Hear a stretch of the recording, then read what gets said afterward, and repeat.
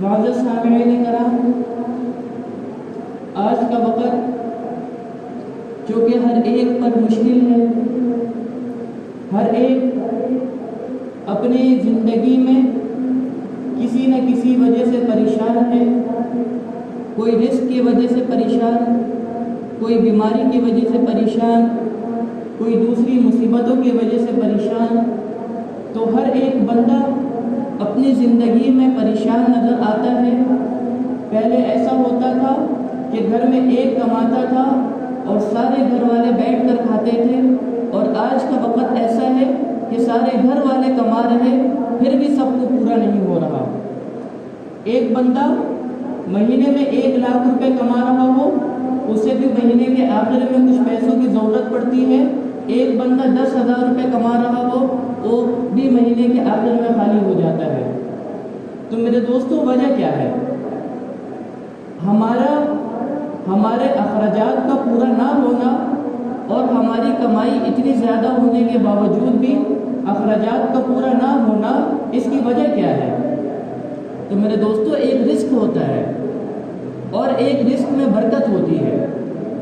رزق مثلا مہینے کی 50,000 60,000 تنخواہ ہے، اللہ تعالیٰ آپ کو بھرپور رزق دے رہے ہیں، لیکن وہ 50,000 60,000 1 لاکھ روپے اگر پورے مہینے کے لیے آپ کو کافی ہو جاتا ہے، تمام تر اخراجات اس پیسے میں آپ کے نپٹ جاتے ہیں، سمجھو کہ آپ کے رزق میں برکت ہے۔ اگر آپ کی تنخواہ 1 لاکھ ہو 2 لاکھ ہو لیکن پھر بھی آپ کے اخراجات پورے نہ ہو رہے ہو، تو اس کا مطلب یہ ہے کہ آپ کے رزق میں برکت نہیں۔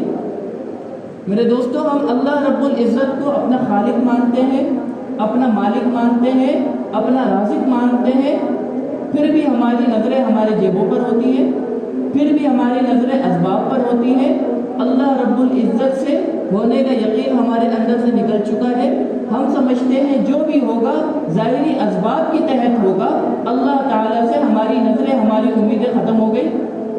تو میرے دوستو، جب ہم اللہ رب العزت کو اپنا رازق مانتے ہیں تو ان تمام اخراجات کو پورا کرنے کا سبب بھی اللہ تعالیٰ کو ماننا چاہیے کہ ان پیسے میں اللہ تعالیٰ جو ہے میرے مہینے کے اخراجات کو پورا کر دیں گے۔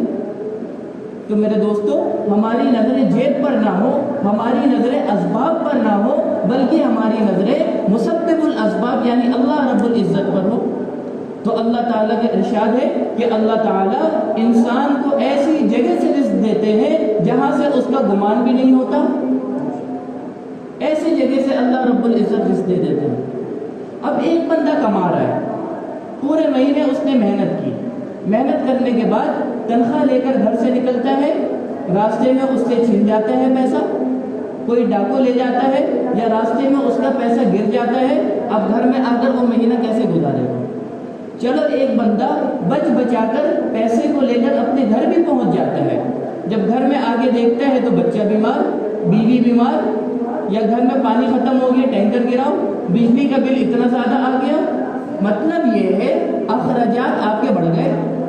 آپ ایک سسٹم بنایا تھا آپ نے، اتنے بجلی کے بل کے لیے، اتنے گیس کے لیے، اتنے راشن کے لیے، اتنے گھر کے کرائے کے لیے، اور یہ سب کرنے کے بعد اتنے پیسے بچیں گے جس کو ہم سیونگ کر لیں گے۔ لیکن جب آپ پیسے لے کے گھر آتے ہو تو آپ کے خرچے بڑھ جاتے، اخراجات پورے نہیں ہوتے۔ ایک بیمار، اس کو ٹھیک کرو، دوسرا بیمار، اس کو ٹھیک کرو، تیسرا بیمار، کوئی نہ کوئی مصیبت آپ کے سر پہ لگی ہوئی ہے۔ تو میرے دوستو، یہ رزق میں بے برکتی کا سبب ہے۔ اس سے ہمیں پتہ ہونا چاہیے کہ ہمارے رزق میں جو ہے وہ بے برکتی ہو۔ تو رزق میں برکت کے لیے ہمیں کیا کرنا پڑے گا؟ سب سے پہلے اپنی نظروں کو اللہ رب العزت کی طرف لگانا پڑے گا کہ اللہ رب العزت ہی ان پیسوں میں پورے مہینے کے اخراجات کو پورا کر سکتے ہیں۔ یا اللہ، تو ان پیسوں میں ہمارے اخراجات کو پورا کر دے۔ تو اللہ رب العزت پھر آپ کی رزق میں برکت ڈالیں گے اور وہ پیسہ آپ کے مہینے بھر کے لیے کافی ہو جائے گا۔ میں ایک واقعہ سناتا ہوں رزق میں برکت کا، انشاءاللہ بات آپ کو سمجھ میں آ جائے گی۔ ایک نوجوان تھا، وہ اپنی والدین کی بڑی خدمت کرتا تھا، بہت خدمت۔ ایک وقت آیا، اس کے والدین اس دنیا سے چلے گئے، وقت گزرتا گیا۔ ایک رات نوجوان سویا ہوا تھا، اس کی خواب میں ایک شخص آیا اور کہنے لگا کہ تم نے اپنے والدین کی بڑی خدمت کی ہے اور میں چاہتا ہوں تمہیں اس کا انعام دوں، تو فلاں جنگل میں فلاں پتھر کے نیچے 100 دینار پڑے ہیں، جا کر تم اس کو اٹھا لو، یہ تمہاری اس خدمت کا بدل ہے۔ وہ نوجوان بھی ہوشیار، جو اپنے والدین کی خدمت کرتا ہوگا یقیناً وہ دیندار بھی ہوگا۔ تو اس نوجوان نے اس آدمی سے سوال کیا، آیا اس 100 دینار میں اللہ رب العزت نے برکت ڈالی ہے یا نہیں ڈالی؟ اس آدمی نے کہا کہ اس میں برکت تو نہیں ہے۔ نوجوان کہتا ہے میں نہیں لیتا ایسے 100 دینار جس میں برکت نہ ہو، چھوڑ دیتا ہے۔ صبح ہوتی ہے، اپنی معاملات زندگی میں لگتا ہے، رات کو دوبارہ سوتا ہے، پھر خواب میں آتا ہے۔ وہ شخص کہتا ہے، وہی آدمی جو پہلی رات خواب میں آیا تھا، کہتا ہے فلاں پتھر کے نیچے 10 دینار رکھے ہیں، جا کر تم اسے لے لو۔ وہ نوجوان دوبارہ سے وہی سوال کرتا، آیا اس میں برکت ہوگی یا نہیں ہوگی؟ وہ آدمی کہتا ہے اس میں بھی برکت نہیں۔ یہ نوجوان کہتا ہے مجھے نہیں چاہیے ایسے 10 دینار جس میں برکت نہ ہو۔ تیسری رات پھر خواب آتا ہے، وہ آدمی کہتا ہے اس پتھر کے نیچے 1 دینار رکھا ہے، جا کر تم اسے لے لو۔ وہ نوجوان کہتا ہے اس میں برکت ہوگی یا نہیں؟ وہ آدمی کہتا ہے اللہ رب العزت نے اس میں برکت ڈالی ہے۔ وہ نوجوان صبح کو اٹھتا ہے، جنگل میں جاتا ہے، پتھر کو ہٹا کر وہ 1 دینار لے کر گھر کی طرف آ رہا ہوتا ہے۔ راستے میں اسے خیال آتا ہے کیوں نہ بازار سے ایک مچھلی لے کر چلتے ہیں، چونکہ بیوی نے کافی عرصے سے مچھلی کی فرمائش کی ہوئی تھی، تو وہ وہاں سے بازار جا کر مچھلی خرید کر لاتا ہے اور اپنی بیوی کو دیتا ہے کہ اسے بنا لو۔ جب بیوی مچھلی کو کاٹتی ہے، پیٹ سے ایسا قیمتی پتھر نکلتا ہے کہ جب جا کر اسے بازار میں فروخت کرتا ہے تو اتنے پیسے اس کے پاس آتے ہیں، زندگی بھر کے اخراجات کے لیے وہ پیسہ کافی ہو جاتا ہے۔ تو میرے دوستو، کہاں 100 دینار، کہاں 1 دینار؟ وہ 100 دینار بے برکتی والے، 1 دینار برکت والا۔ تو اللہ تعالیٰ نے برکت اس طرح سے جس میں اللہ تعالیٰ ڈالتے ہیں کہ وہ کم بھی، تھوڑا بھی، بہت ساری چیزوں کے لیے کافی ہو جایا کرتے ہیں۔ ایک اور واقعہ میں سناتا ہوں آپ کو، حضرت سلیمان علیہ السلام کا بہت اچھا واقعہ ہے، مختصر سا سناؤں گا۔ حضرت سلیمان علیہ السلام کا لشکر آ رہا ہے، راستے میں چونٹیاں جو ہے وہ اپنی بینوں سے باہر نکلی ہوئی ہیں۔ جب چونٹیاں دیکھتی ہیں سلیمان علیہ السلام کو اتنا بڑا لشکر آ رہا ہے، تو چونٹی کہتی ہے اپنی چونٹیوں سے، یا ایھا النمل ادخلوا مساکنکم، اے چونٹیوں اپنے بینوں میں داخل ہو جاؤ۔ سلیمان علیہ السلام کا لشکر آ رہا ہے، کہیں ایسا نہ ہو وہ لشکر اپنی پیروں سے تمہیں مسل دے، تمہیں کچل دے، تو تم اپنے بینوں میں داخل ہو جاؤ۔ تو سلیمان علیہ السلام کو اللہ رب العزت نے دنیا بھر کی حکومت دی، ہواؤں کی حکومت، زمین کی حکومت، ہر طرح کی حکومتیں اللہ تعالیٰ نے اس دنیا کی چیزوں کو سلیمان علیہ السلام کے تابع کر دیا تھا۔ جب چونٹی نے یہ کلام کیا، یا ایھا النمل ادخلوا مساکنکم، سلیمان علیہ السلام نے یہ بات سنی چونٹی کی، فتبسم ضاحکا من قولها، سلیمان علیہ السلام نے چونٹی کی اس بات کو سن کر مسکرانے لگے اور مسکرا کر چونٹی کو مخاطب کیا کہ اچھا مجھے ایک بات بتاؤ، سال بھر میں کتنا کھانا تم کھاتی ہو اور کتنا پانی تم پیتی ہو؟ چونٹیوں نے ایک مقدار بتائی، ہم سال میں اتنا کھانا کھاتے ہیں اور اتنا پانی پیتے ہیں۔ سلیمان علیہ السلام نے کہا چلو میں تمہارا امتحان لیتا ہوں۔ اس چونٹی کو سلیمان علیہ السلام نے قید کیا، قید کرنے کے بعد جتنا اس نے کہا تھا اتنا گندم اور اتنا پانی اس قید خانے میں رکھ دیا۔ 1 سال کے بعد سلیمان علیہ السلام نے اس چونٹی کو جا کر دیکھا، وہ چونٹی جو ہے اس نے جتنا بتایا تھا میں اتنا کھاتی ہوں، اس سے کم کھایا اور اس سے کم پانی پیا۔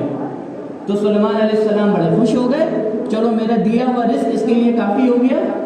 پھر سلیمان علیہ السلام کہنے لگے مانگو تم کیا مانگتی ہو، جو چاہے تم مجھ سے مانگ سکتی ہو۔ تو چونٹی نے کہا کہ اگر آپ مجھے کچھ دینا چاہتے ہیں یا آپ مجھے کچھ دے سکتے ہیں تو آپ ایسا کریں، میری عمر میں اور میرے رزق میں اضافہ کر دیں۔ زدنی رزقا وعمرا، میرے رزق اور میرے عمر میں اضافہ کر دے۔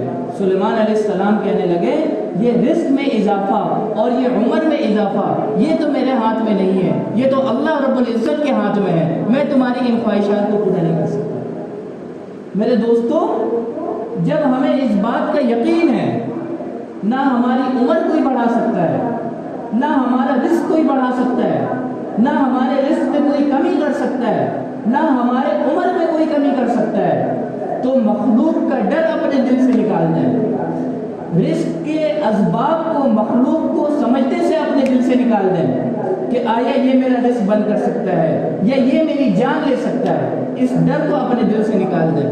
کوئی آپ کی جان نہیں لے سکتا، کوئی آپ کا رزق تنگ نہیں کر سکتا، کوئی آپ کے رزق پر ڈاکہ نہیں ڈال سکتا۔ ملک الموت کیا کہتے ہیں؟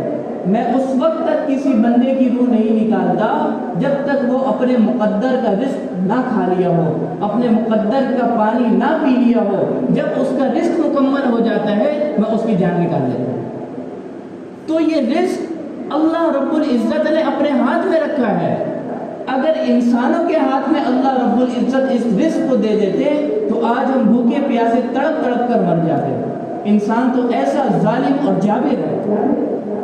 آج کے وقت میں آپ دیکھ لیں، جس کے ہاتھ میں چینی کا نظام ہو، جس کے ہاتھ میں گندم کا نظام ہو، بظاہر اس کو ایک جزوی حکومت اللہ تعالیٰ نے اس چیز پر دی ہے کہ چلو گندم کا نظام تم سنبھالو، چینی کا نظام تم سنبھالو، اور وہ اپنے آپ کو خدا سمجھ بیٹھتے ہیں، سمجھتے ہیں کہ ہم جو چاہے کر سکتے، کبھی چینی شارٹ، کبھی گندم شارٹ، کبھی کیا شارٹ، کبھی ایسا ہوتا ہے کہ ڈھونڈنے سے بھی آٹا نہیں ملتا۔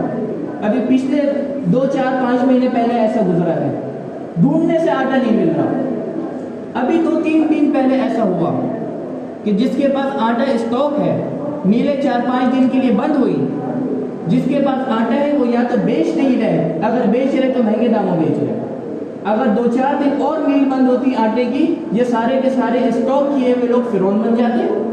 تو اگر اللہ تعالیٰ رزق کا معاملہ کسی انسان کے ہاتھ میں دیتے، ہمیں وہ بھوکا مار دیتا۔